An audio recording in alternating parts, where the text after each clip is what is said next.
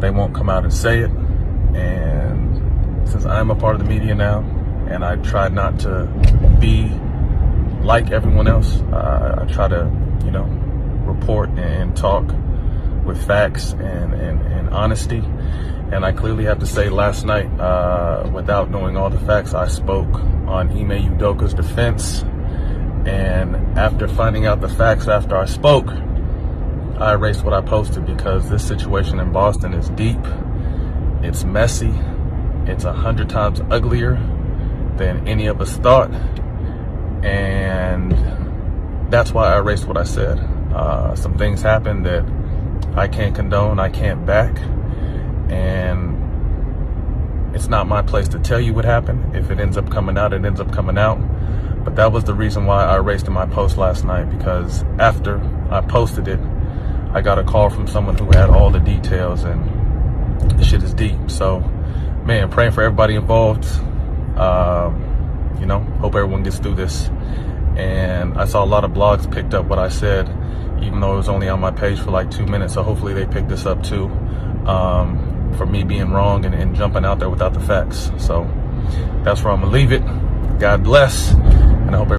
So I wanted to bring that back up. That was from 7 months ago. That was back in September when Ime first got ahead of the story, put it out there. He had a consensual affair, and then all the stuff come out. All these rumors were coming out, like, oh, the Celtics, he must have slept with someone's wife from the Celtics, and there was some possible harassment things, and the media was really pushing Ime Udoka out to be like some kind of sex predator, and it didn't help that his wife, his fiance, left also, Nia Long.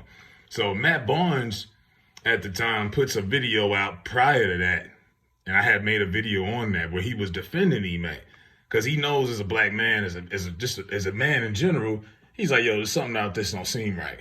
And then 24 hours later, he changed his mind.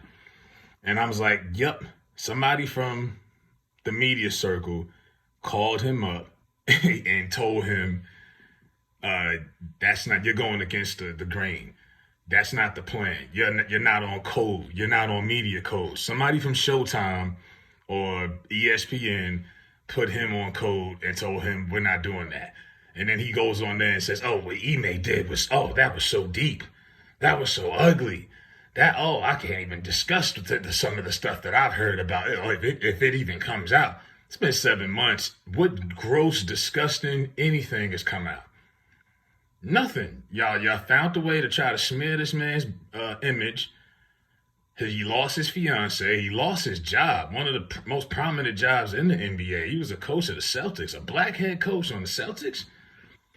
They just went to the finals, and he lost it all, and they made it was an affair on the job.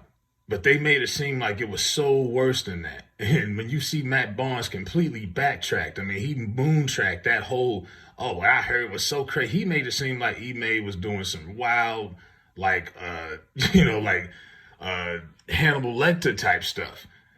You know what I mean? Because the media people told him, no, that's not what we're going to go with. This is a smear campaign, and if you're going to be working for us, sir, you got to get on point. So that was him getting on point. And in the meanwhile, the Houston Rockets have signed Ime Udoka to a coaching deal. He's now the new head coach of the Rockets. I'm kind of nervous because they got a couple nice pieces. They're in our division. But good for Ime. And Magic Johnson shouted him out on Twitter.